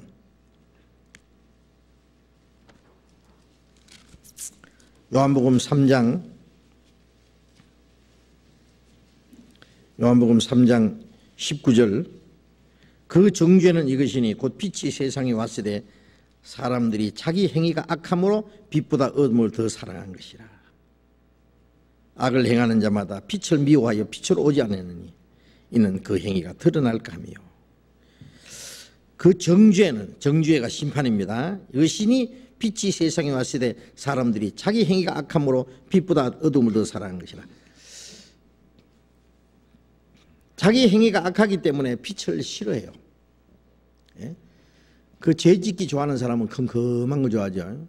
그 요즘에 뭐 이 다방이나 그 맥주 콜로 홀짝홀짝 마시는데 뭐라 해요? 카페? 뭐 그런 데 가면 저렇게 컴컴하게, 대낮에도 컴컴하게 만들었어요. 시커멓게 컴컴하게. 정말 마음이 컴컴한 사람들이 그런 거 좋아해요. 그런데 갑자기 환하게 환하게 비추 깜짝 놀래요. 캄캄한 게 좋아요. 빛보다 어둠을 더 사랑해요. 그래서 그 악을 행하는 자마다 빛을 미워한다 그래요. 빛으로 오지 않는다. 그 행위가 드러날까 하며. 자기 행위가 드러나고 고침받는 것이 싫어요.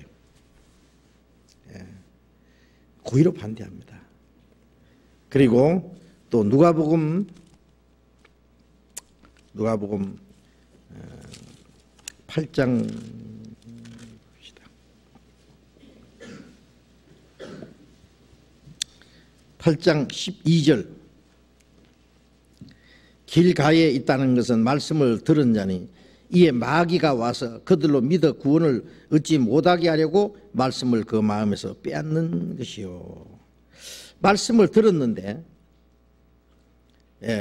그 길가에 뿌려진 씨는 듣고 깨닫지 못할 때 새가 와서 쪼아 먹어버려요. 씨를 쪼아 먹어버리는 것처럼 마귀가 와서 그들로 믿어 구원을 얻지 못하게 하려고 말씀을 빼앗는 것이요. 이런 사람이 있어요. 그러니까 구원받으려면 하나님의 살리라고 매달리는데요. 뭐 살리지 태면 살려주고 말 태면 마셔. 제가 이제 지난 주간에 광주에서도 들었어요. 어떤 사람 실컷 설경 듣고 그런데요. 말씀 듣고는 지옥 가도 할 수 없지 뭐. 천당 가도 좋고 뭐 지옥 가도 뭐 할 수 없지 뭐. 지옥 가든지 천당 가든지 뭐 어떻게 되겠지 뭐. 이러니 천당 가도 뭐 좋고 지옥 가도 그만이고 이런데 실컷 듣고는 그런 사람은 지옥 떼일 감이에요. 도나마나 그런 마음을 가지고 그런 마음 가지면 하나님 구원 안 해줍니다. 도와주질 않으세요. 얼마나 강팍한지 지옥 가서도 안 타요. 그런 사람. 그 마귀가 그런 사람은 오냐 다음에 믿어. 지금 믿지 마. 믿으면 네 손해야. 응? 그래 마음이 믿어 구원을 얻지 못하게 하려고 마음에 있는 말씀을 뺏어가는 자예요. 그 모처럼 들은 말씀 좀 있으면 새카맣게 사라지고 하나도 없어요.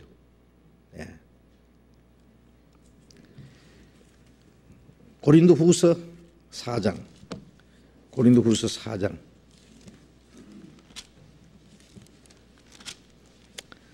4장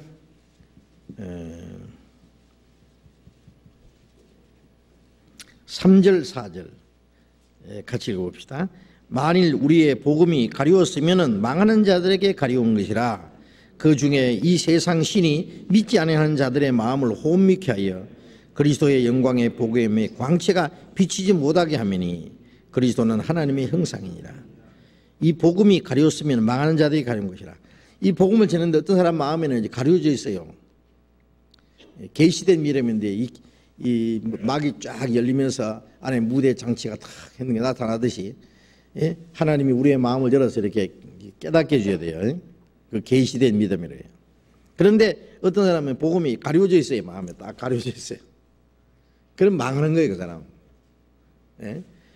그런 사람 중에 이 세상 신이 막입니다. 믿지 아니하는 자들의 마음을 혼미케 하여 그리스도의 영광의 복음의 광채가 비치지 못하게 하매니. 이 세상 신이 믿지 않는 자들의 마음을 혼미케 한다. 이 혼미케 한다는 것은 이제 여기 남한에서 말해 북한은 대북 방송을 하잖아요. 이 대한민국 자유의 소리 그러면서 쫙 방송을 합니다. 라디오 방송하면은요, 저쪽에 이제 북한에서는 그 방송을 못 듣게 하려고 막 전파 방해를 하는 거예요. 막 삐삐삐삐삐 그러고 뭐 소리 들렸다 안 들렸다 그러고 말이에요. 텔레비전 방송인 것 같으면 막 전파 방해를 해가지고 안 들리게 막 이렇게 하는 수가 있겠죠. 그것처럼 이 마귀는 이 믿지 않는 자들의 마음을, 아직 깨닫지 못한 사람들의 마음을 혼미케 해요. 마음을 요란하게 해서 이 복음의 광채가 비치지 못하게 하는 거예요. 저는 그런 사람 봤어요. 이제 서울은 아니고 전라도 쪽인데요. 옛날에 제가 그 집회 갈 때마다요, 집회를 하면은 꼭 참석하는 팬이 있어요. 집회할 때만. 아주 부자예요. 남편은 학교의 이사장이에요. 부장. 그 자기 아버지가 구원받고 세상을 떠난 분이에요. 그래서 딸만 셋이 있는데 너희들 거듭나야 된다고 유언을 남겼어요. 그분의 아버지가 목사였어요.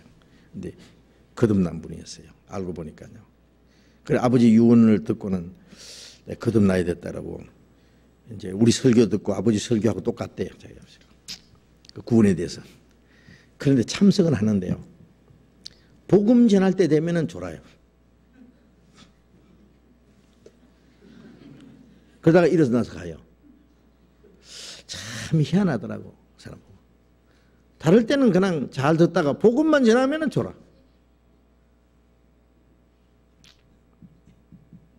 그러는 다 못 듣고 중간에 나가요. 항상 그래요.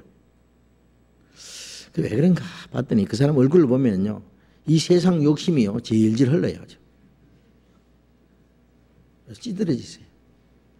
그러니까 그 마음 속에 이 말씀이 들어갈 곳이 없어요. 제일 중요한 얘기하면 마귀가 눈을 딱 가리는 거예요. 정신을 못 차리게 해요. 그래서 이 복음 전할 때 좋은 사람들 보면 마귀가요 방해하는 그런 경우가 많아요. 응? 어떤 사람 듣고 나서도 나중에 뭐 들었냐면 다 까먹고 없어요. 마귀가 벌써 정신을 혼란케 해가지고요. 예? 예.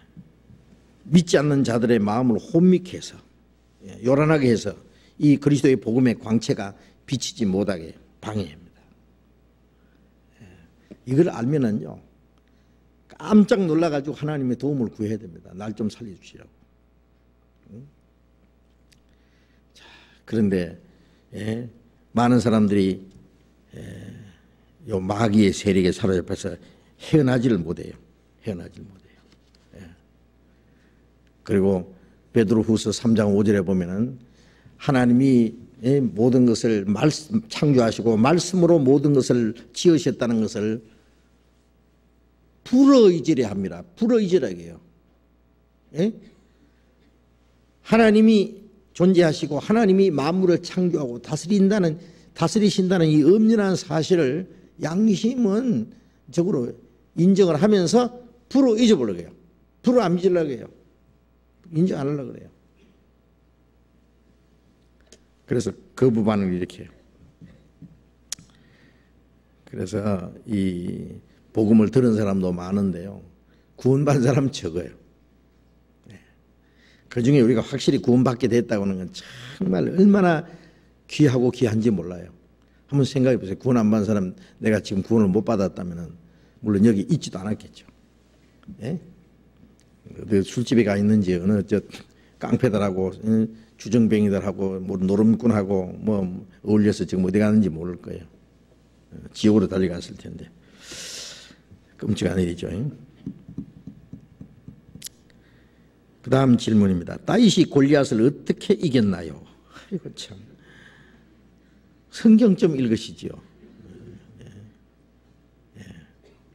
사무엘상 17장에 보면 읽으면 쭉 나올 텐데, 골리앗을 쳐 죽인 거예요. 아까도 얘기했잖아요. 어떻게 이겼느냐? 믿음으로 이겼죠. 너는 창과 칼과 단창으로 나오지만 나는 네가 모독하는 만군의 여호와 이름으로 나간다. 하나님의 능력을 의지하고 나가서 하나님이 이기게 해주셨잖아요. 하나님이 이기게 해주시는데 뭐 이길 수밖에 없죠. 하나님의 능력을 의지하고 담대히. 잠언 21장 봅시다. 잠언 21장 31절.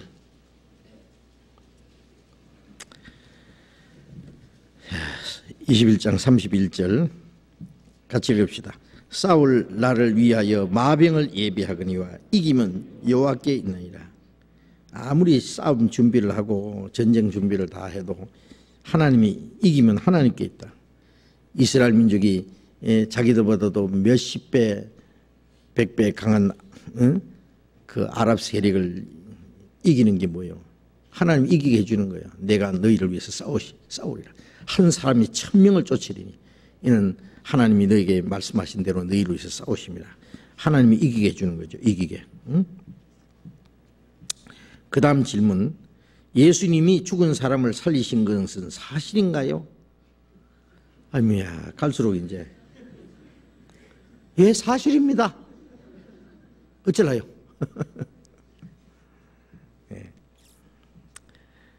예수님이 죽은 사람을 살리신 건, 예수님이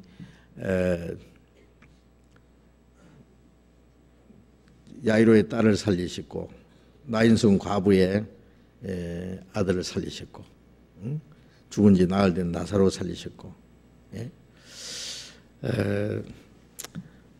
그런데 예수님이 죽은 사람, 어떤 사람, 뭐 죽은 지 나흘 된 썩은 냄새 나는 거 나사로야 나오너라 한다고 뭐 나온다는 게 그런 걸 어떻게 믿느냐고. 그래요. 사람이면 못하지요. 사람이면. 사도행전 봅시다. 사도행전 26장 봅시다. 사도행전 26장 8절. 사도행전 26장 8절 같이 읽읍시다. 당신들은 하나님이 죽은 사람 다시 살리심을 어찌하여 못 믿을 것으로 여기시나이까. 하나님이 죽은 사람 다시 살리심을 못 믿을 것으로 여기나이까. 이 사울이 아그리빠 왕 앞에서 지금 이스라엘 백성들이 이 사울을 죽이려고 해서 아그리빠 앞에 가서 이제 변명하는 겁니다. 그래서 이제 왕이고 뭐고 다 그랬어요. 당신들은 같이 했어요. 이 바보들아, 당신들은 어찌 하나님이 죽은 사람 다시 살리심을 못 믿을 것으로, 어찌하여 못 믿을 것을 생각하냐. 하나님이 그것도 죽은 사람 못 살리는 줄 생각하느냐. 이 바보들아. 그 말이에요. 우주 만물을 창조하시는 하나님이 그것도 못할 줄 아느냐. 예수님이 누군데요? 요한복음 5장 17절에 내 아버지께서 이제까지 일하시니 나도 일한다. 21절에는 내 아버지께서 죽은 자를 살리심 같이 아들도 죽은 자를 살리느니라. 나를 못 믿겠거든 내가 하는 그 일을 보고 믿어라. 내 안에 아버지께서 계셔서 일하시는 것이니라. 예수님 안에 하나님이 계셔서, 예수님의 말씀은 하나님 말씀이고, 예수님의 풍랑을 잔잔케 하고 죽은 사람 살리고, 예수님의 말씀하면 그 하나님 말씀이요.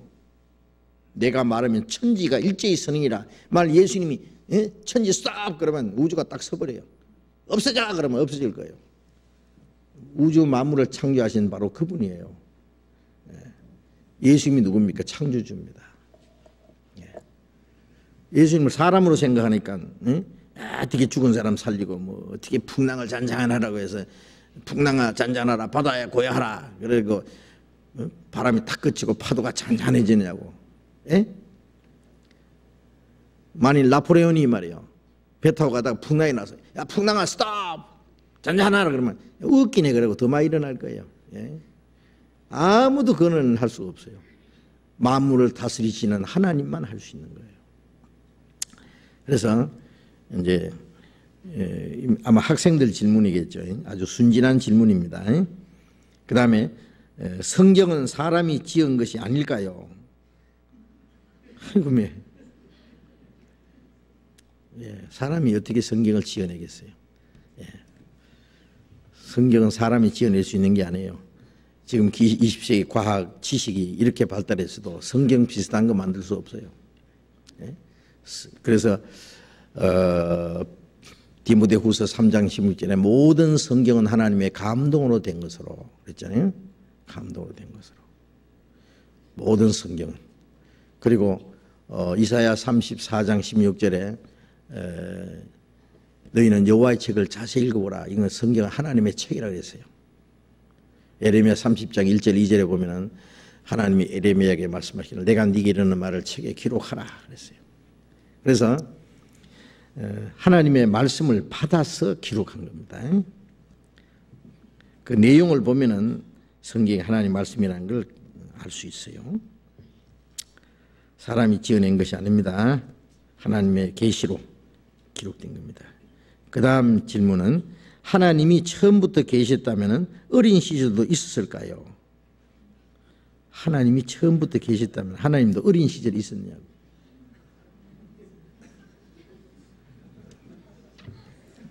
참 재밌는 질문이네. 엄마 하나님 누가 만들었어? 그럼 뭐라고 얘기했어요? 하나님 누가 만들었냐고. 하나님을 누가 만들었으면 하나님이 될 수가 없죠. 하나님은 창조주입니다. 지음을 받은 모든 것은 피조물이에요. 하나님은 영원 자존자, 스스로 계시는 분. 창세기 출애굽기 3장 출애굽기 3장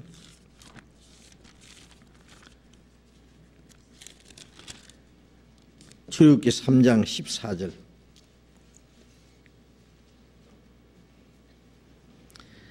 하나님이 모세에게 이르시되 나는 스스로 있는 자니라. 또 이르시되 너는 이스라엘 자손에게 이같이 이르기를 스스로 있는 자가 나를 너에게 보내셨다 하라.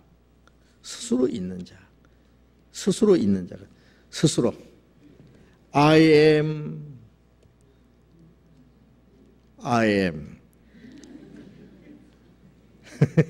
영어로 하면 그렇습니다. 하나님은 스스로 계신 분입니다. I am who I am. 하나님은 스스로 계신 자는 영원 자존자, 창조주시다 그랬어요. 그리고 보리떡 5개와 물고기 2마리로 어떻게 5,000명이나 되는 사람을 먹였을까요? 어떻게 사람을 죽은 사람 살리실까요? 같은 얘기입니다. 예수님은 하나님이시죠, 하나님이. 그런데요, 사실은 이 공기에서 그대로 쌀을 만들 수도 있대요. 그거 아세요? 쌀을. 이 쌀이라고 하는 건요, 이제 배를 심어가지고, 그 다음에 이제 자라서, 그 다음에 이제 열매가 많이 맺히잖아요. 그걸 위해서는 이제 거름도 주고, 물도 주고, 공기도 있고, 그 다음에 햇빛도 비치고, 이래서 이제 쌀이 생산되는 거 아니에요. 그런데 이런 과정을 통하지 않고 당장 쌀을 만들 수 있대요.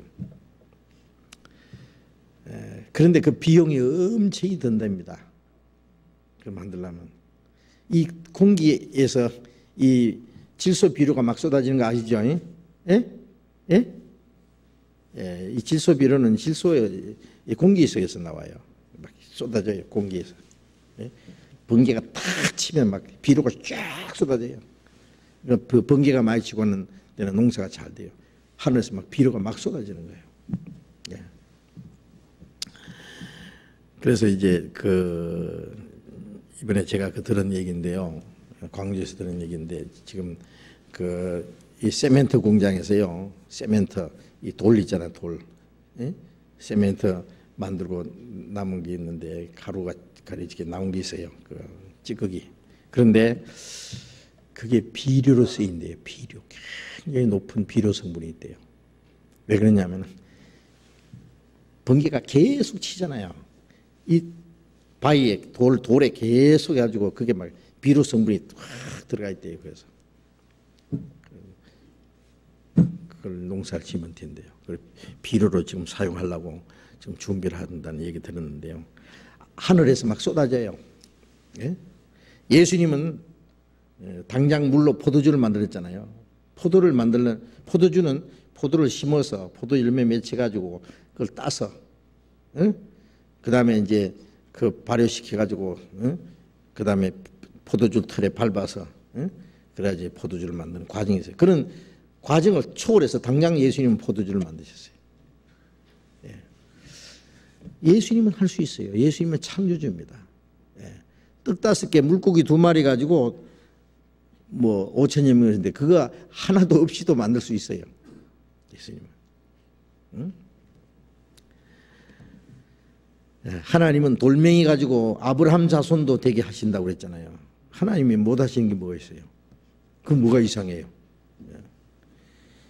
예수님 죽은 사람 살렸다니까 그 이상한 거나 5천여 명의 떡을 만들어 먹으셨다니까 이상해요. 같은 얘기입니다. 예수님은 얼마든지 만들 수 있는 분이에요. 부자빵맹이 말이에요. 뚝딱 나오나 뚝딱 그럼 나오는 거는요. 사람은 할 수 없지만 예수님은 할 수 있어요. 하나님은 할 수 있어요. 그 다음 질문입니다. 예수님은 십자가에 매달려서 어떻게 6시간이나 살아있을 수 있었나요? 참 재밌는 일. 6시간도 더 살아있을 수 있어요. 그 십자가에 달려서요. 예수님은 사실은 좀 빨리 돌아가신 거예요. 같이 십자가에 못 박혀 죽은 강도들은 더 오래 살았어요. 해가 지면은 다음날 안식일이니까 이제 안식일에 십자가에 사람을 달아놓는 것은 허락지 않기 때문에요. 안식일이 되기 전에 죽어야 돼요. 그러니까 예수님께 와서 너네 보고 돌아가셨기 때문에 예수님의 다리는 꺾지 않고 그냥 창으로 예수님 가슴을 팍 찔렀어요. 가슴에 창이 맞기 전에 예수님 이미 돌아가셨어요. 창으로 예수님 가슴 탁 찔렀어요. 나머지 2 강도는 죽지 않았기 때문에 다리를 꺾어서 죽였어요. 다리를 뼈를 꺾고 십자가에 달려서요. 그 피와 진액이 다 빠져나가고 어떤 사람은요 하루 아니라 이틀씩도 간대요. 예수님은 그 전날 너무나 채찍에 많이 맞으시고 고통을 받았어요. 빨리 돌아가신 거예요. 6시간 이상 살아계실 수 있죠. 예수님은 오전 9시부터 오후 3시까지 그 십자가에 달려 살아계셨어요. 그 다음에 아담과 하와는 서로 어떻게 대화했을까요? 벙어리가 아닙니다. 대화할 수 있죠. 말은 어떻게 배웠는가? 배울 필요 없어요. 하나님이 그 말을 주셨어요. 얘기 잘했습니다. 대화. 사람하고만 한 게 아니라 짐승하고도 대화를 했어요. 의사소통을 한 거예요. 홍해를 어떻게 가를 수 있었을까요?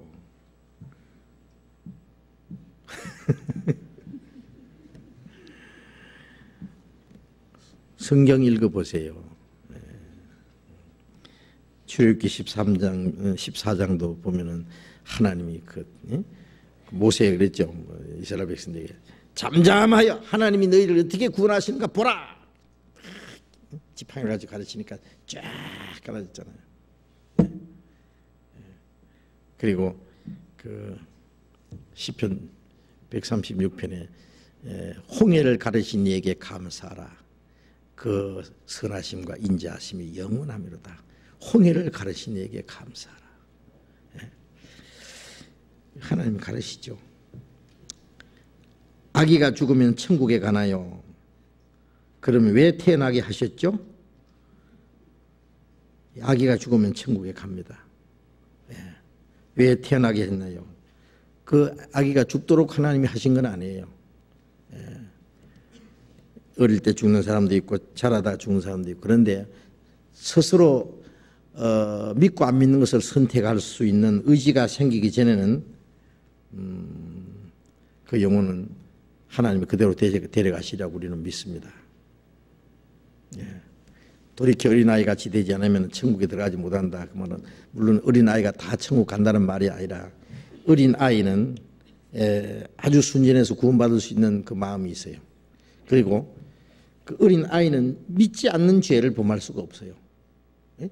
지옥 가는 건 자기 죄 때문에 지옥 가는 거 아니잖아요. 이제 믿는 사람이나 안 믿는 사람이나 모든 죄를 다 사해 주시기 때문에 정죄는 이것이니 믿지 아니함으로 이제 믿지 않으면, 저를 믿는 자는 심판을 받지 않는 것이요 믿지 않는 자는 믿지 아니함으로 벌써 심판을 받은 것이라. 믿지 않는 죄에 대한 심판인데, 어린아이는 믿을 수도 없고 안 믿을 수도 없어요. 스스로 자기가 그걸 결정할 수 없어요. 그런데 어린아이가 죽는다든지, 주님이 오늘 밤에 오시면은 그 어린아이들 어떻게 되냐, 그대로 데려가셔요.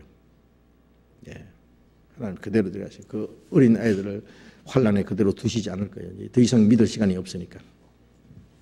그래서 얼마 전에도 제가 휴거라는 그 영화, 미국에서 지금 최근에요,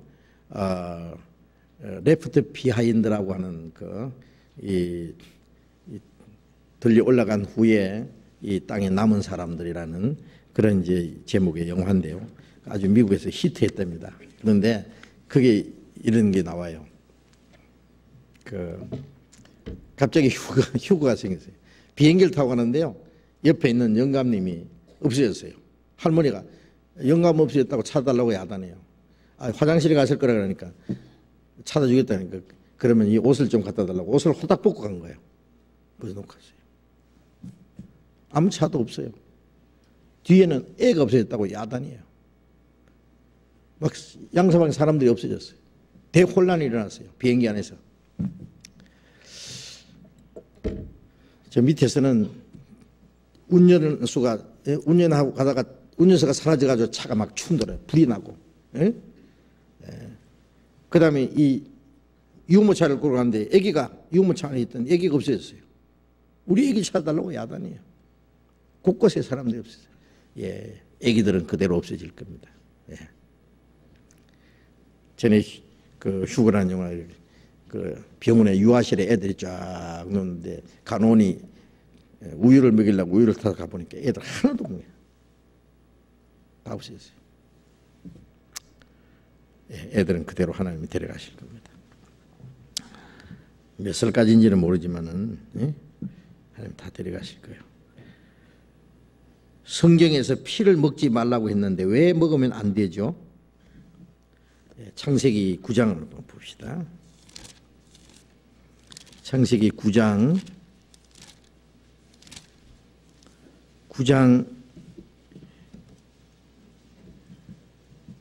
4절.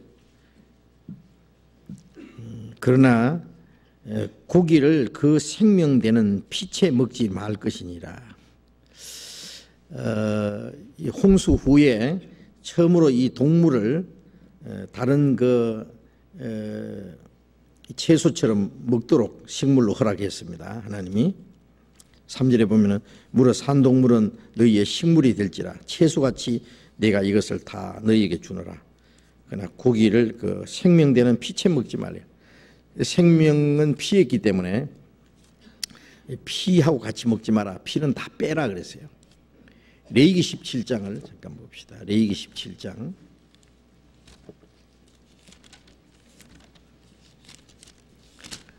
레위기 17장 14절. 모든 생물은 그 피가 생명과 일체라. 그러므로 내가 이스라엘 자손에게 이르기를 너희는 어느 육체의 피든지 먹지 말라 하였나니 모든 육체의 생명은 그 피인즉 무릇 피를 먹는 자는 끊쳐지리라. 이 피는 생명, 육체의 생명은 피에 있습니다. 그 피와 생명과 피는 일체라 그랬죠. 피가 생명과 일체라. 피가 다 빠져나가, 얼마 빠져나가면 죽어요. 누구든지 그렇죠. 얼만큼 빠져나가면 죽습니다. 그래서 이 피는 하나님께 속한 것이기 때문에요. 생명은 하나님께 속한 것이기 때문에 그 피를 마신다는 건 생명을 마시는 것이기 때문에 하나님이 허락지 않으셨다 그랬어요. 그 다음에 이제 신약 사도행전에서도 신약 시대에 와서도 마찬가지입니다. 피는 먹지 마라 그랬어요. 그 다음 마지막 질문이에요. 천하보다 귀한 사람인데 왜 그리 쉽게 죽나요? 예수님이 온 천하를 얻고도 다 자기 목숨을 잃으면 무엇이 유익하리요? 무엇을 주고 제 목숨을 바꾸겠느냐? 그래서 이 천하보다도 귀한, 그런데 이 온 천하보다도 귀한 생명이라고 예수님 말씀하신 그 생명은 우리 육체 생명을 말하는 게 아닙니다. 그러니까 사람들이 살기 싫으면 까짓 죽어보자 죽잖아요. 그건 뭐냐면은 이 세상에 뭐 조금 빨리 죽거나 늦게 죽거나 까짓 귀찮은 세상 이렇게 하는데요. 그 몇십 년짜리 생명을 말하는 게 아니에요. 예수님이 귀하다고 하는 것은. 그 시편 49장 20절에 존귀에 처하나 깨닫지 못하는 자는 멸망하는 짐승 같도다. 존귀한데 그 존귀한 것은 하나님의 형상대로 지은 영혼이 있어서 존귀한 거예요. 그러나 그걸 깨닫지 못하는 사람은 짐승 같도다. 멸망하는 짐승. 잡혀 죽기 위해서 난 짐승. 짐승은 잡혀 죽기 위해서 났어요. 그러나 사람은 영생을 얻기 위해서 났어요. 그래서 여기 시편 보겠습니다. 시편 89장 47절. 시편 89장 47절 같이 읽어봅시다. 나의 때가 얼마나 단축한지 기억하소서. 주께서 모든 인생을 어찌 그리 허무하게 창조하시는지요. 나의 때가 얼마나 단축한지, 내 생명이 얼마나 짧은지 그 말입니다. 기억하소서. 참 우리 육신의 생명이 짧지요. 70년 건강하면 80년. 금방 지나갑니다. 주께서 모든 인생을 어찌 그리 허무하게 창조하시는지요. 그렇죠. 이 땅에 인간이 살다가 죽는 것뿐이라면 참 허무합니다. 왜 하나님이 이렇게 창조했습니까? 그건 육신입니다. 육신. 이것은 그것으로 끝나는 게 아니죠. 나의 이 가죽 이것이 썩은 후에 내가 육체 밖에서 하나님을 보리라. 이 육신의 몇십 년 생애는 영원한 천국에 가서 하나님과 함께 살기 위한 준비 기간이에요. 올챙이는 깨구리가 되기 위한 준비. 그리고 이제 그 시궁창에 벌리는 잠자리가 되기 위한 준비. 알은 새가 새로 깨어나기 위한 준비. 우리 육신은 하나님의 자녀로 탄생할 거듭나기 위한 준비예요. 이 세상에 몇십 년이라는 것은 하나님을 알고 구원을 받고 구원받은 후에 하나님의 자녀로 합당하게 살다가 천국 가기 위한 준비 기간이에요. 준비 기간. 그래서 전도서 12장 7절에 흙은 여전히 땅으로 돌아가고 그 신은 그 주신 하나님께로 돌아가기 전에 기억하라. 신령 영자, 영은 주신 하나님께로 가요. 그래 죽으면은 육신은 흙으로 돌아가고 영혼은 하나님께 가요. 그래서 이제 요한계시록 21장 내가 새 하늘과 새 땅을 보니, 새 하늘과 새 땅이 있죠. 처음 하늘과 처음 땅이 없었고 바도 다시 있지 않더라. 그 새 하늘과 새 땅에 하나님이 저희와 함께 계셔서 저희 눈에서 눈물을 씻겨주시고 다시 사망이 없고 애통하는 것이나 곡하는 것이나 아픈 것이 다시 있지 않으니 처음 것들이 다 지나갔습니다. 새 하늘과 새 땅에서 눈물도 고생도 슬픔도 아픈 것도 죽는 것도 없는 그 세계에서 하나님과 함께 영원히 살기 위한 준비 기간입니다. 이 세상의 몇십 년 생에는. 답하다 보니까 시간이 다 갔어요. 아이고. 다른 분들 질문하셨는데 이건 다음에 해드려야 되겠어요. 미안합니다. 끝나야 되겠어요. 잠깐 기도하겠습니다. 자비로우신 우리 아버지 하나님 감사합니다. 우리에게 하나님의 말씀을 더욱 깨달을 수 있는 지혜를 주시고 하나님의 선하신 뜻을 분별할 수 있는 지혜를 더욱 주시옵소서. 우리의 모든 생활 속에 하나님의 거룩하신 뜻을 분별하고 하나님이 기뻐하시는 그 뜻대로 살아갈 수 있도록 우리의 생애를 온전히 다스려 주시고 인도해 주시옵소서. 우리 주변에 아직도 구원받지 못한 우리의 가족들, 이웃들, 불쌍한 영혼들 너무나 많습니다. 우리에게 주신 이 주님의 생명, 영원한 소망 그들에게 전해줄 수 있도록 더 많은 영혼이 구원받는 역사가 계속 일어나도록 도와주시옵소서. 주님 다시 오실 날이 너무나 가까운 이 마지막 때 주님 앞에 서는 그날 부끄러울 것이 없이 칭찬과 존귀와 영광을 받기에 합당한 사람들이 될 수 있도록 우리의 모든 생애를 주님께서 주장하시고 인도해 주시옵소서. 우리의 남은 모든 일 주님 거룩한 손에 부탁합니다. 이제 다음 주간부터 가질 이번 전도 집회에 많은 영혼이 구원받는 역사가 계속 일어날 수 있도록 우리 모두를 주님 뜻대로 귀하게 사용해 주시옵소서. 모든 주님 손에 의지하면서 주 예수님 이름으로 기도드렸습니다. 아멘. 광고 없습니까? 예, 마치겠습니다. 주위에 돌아가시고 구정 잘 보내시기 바랍니다. 즐거운 마음으로 보시고 지난번에 복 받았으니까 또 더 많이 복 받으십시오. 새해 복 많이 마치겠습니다. 조심히 돌아가시기 바랍니다.